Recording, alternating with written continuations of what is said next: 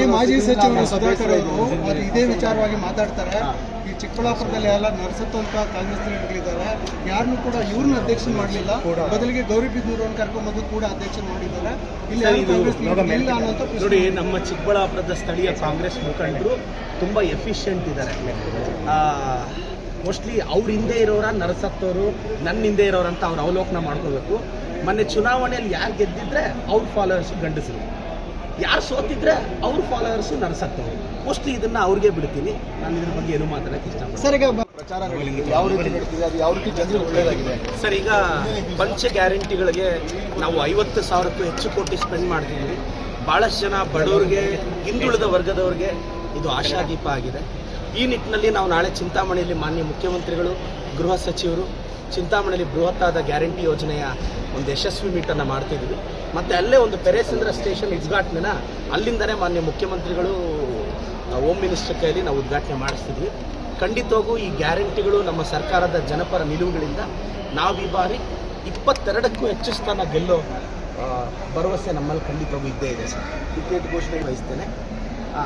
ನಾನು ಸೇರಿದಂತೆ, ನಮ್ಮ ಸಚಿವರು ಸೇರಿದಂತೆ ಪಕ್ಷನಿಷ್ಠೆ ನಮ್ಮದು. ಪಕ್ಷ ಏನು ಹೇಳಿದ್ರೆ ಅದು ನಾವು ಕೇಳೋದು. ಈಗ ನಗರಾಭಿವೃದ್ಧಿ ಪ್ರಾಧಿಕಾರಕ್ಕೆ ಎಲ್ಲ ಜಿಲ್ಲಾಧ್ಯಕ್ಷರನ್ನು ತಾವು ಪಟ್ಟಿ ತೆಗೆದು ನೋಡಿ.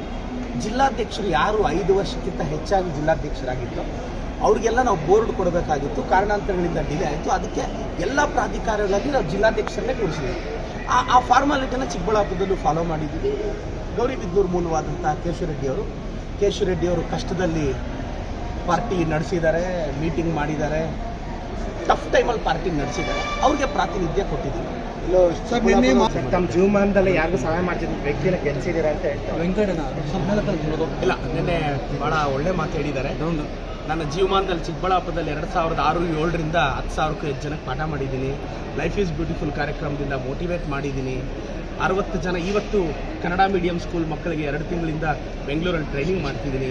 20,000 ಮಕ್ಕಳಿಗೆ ಬಟ್ಟೆ ಕೊಟ್ಟಿದ್ದೀನಿ. ಪ್ರತಿ ಕಾರ್ಯಕ್ರಮದಲ್ಲೂ ಮೊನ್ನೆ ನಂದಿಯಲ್ಲಿ 30,000 ಜನಕ್ಕೆ ಅನ್ನದಾನ ಮಾಡಿದ್ದೀನಿ. 10 ಆ್ಯಂಬುಲೆನ್ಸ್ ಇಟ್ಟು ತಿಂಗಳಿಗೆ 15 ಲಕ್ಷ ಖರ್ಚು ಮಾಡ್ತಿದ್ದೀನಿ. 70,000 ಮನೆಗೆ ಸೀರೆ ಕೊಟ್ಟಿದ್ದೀನಿ. 5,000 ರೂಪಾಯಿ MBBS ಇಂಜಿನಿಯರಿಂಗ್ ಹುಡುಗಿಗೆ ಸ್ಕಾಲರ್ಶಿಪ್ ಕೊಟ್ಟಿದ್ದೀನಿ. 10th ಓದೋ ಮಕ್ಕಳಿಗೆ 1,000 ರೂಪಾಯಿ ಸ್ಕಾಲರ್ಶಿಪ್ ಕೊಟ್ಟಿದ್ದೀನಿ. ಮುನ್ಸಿಪಲ್ ಕಾಲೇಜಲ್ಲಿರೋರಿಗೆ 3,000 ಜನಕ್ಕೆ ಸ್ಕಾಲರ್ಶಿಪ್ ಕೊಟ್ಟಿದ್ದೀನಿ. ಆಟೋ ಡ್ರೈವರ್ ಮಕ್ಕಳಿಗೆ 5,000 ಸ್ಕಾಲರ್ಶಿಪ್ ಕೊಟ್ಟಿದ್ದೀನಿ. ಅಪ್ಪ ಅಮ್ಮ ಇಲ್ದಿರೋ ಮಕ್ಕಳಿಗೆ 50 ಲಕ್ಷ ಡಿಪಾಸಿಟ್ ಮಾಡಿದ್ದೀನಿ. ಮೋಸ್ಟ್ಲಿ ಅವ್ರಿಗೆ ಮತಿಭ್ರಮಣೆ ಆಗಿದೆ. ಪೆರೇಸಂದ್ರದ ವಿಚಾರ ಅವ್ರು ಮಾತಾಡೋ ಪಕ್ಕದಲ್ಲಿ ಯಾರೋ ಕಾಮೆಂಟ್ ಹಾಕಿದ್ರು.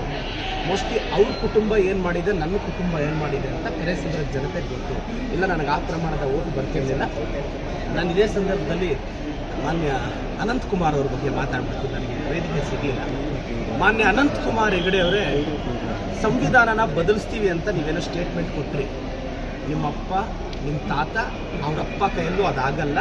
ಗೌರವಾನ್ವಿತ ಅನಂತಕುಮಾರ್ ಹೆಗಡೆ ಅವರೇ, ಮತ್ತೊಮ್ಮೆ ಹೇಳ್ತಿದ್ದೀನಿ, ನಿಮ್ಮ ತಂದೆಯವರು, ನಿಮ್ಮ ತಾತ ಅವರು, ಅವ್ರ ಅಪ್ಪ ಅವರು, ಇವ್ರು ಯಾರ ಕೈಯಲ್ಲೂ ಸಂವಿಧಾನ ಟಚ್ ಮಾಡೋಕ್ಕಾಗಲ್ಲ. ಬಾಬಾ ಸಾಹೇಬ್ ಅಂಬೇಡ್ಕರ್ ಬರೆದಿರೋ ಸಂವಿಧಾನದ ಬಗ್ಗೆ ನಿಮಗೆ ಅದೆಷ್ಟು ಸೀಟ್ ಬಂದರೂ ಮೊದಲ ಕಷ್ಟ ಬರಲಿ, ಮತ್ತೆ ಅದ್ರ ಬಗ್ಗೆ ಯೋಚನೆ ಮಾಡೋಣ.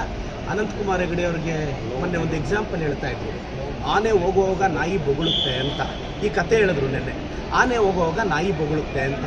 ಅನಂತಕುಮಾರ್ ಹೆಗಡೆ ಅವರೇ, ನೀವು ಹೇಳಿದ್ರಲ್ಲ ಆ ಕಥೆಯಲ್ಲಿ ಆನೆ ಯಾರು ಗೊತ್ತಾ? ನಮ್ಮ ಸಿದ್ದರಾಮಯ್ಯ ಸಾಹೇಬರು.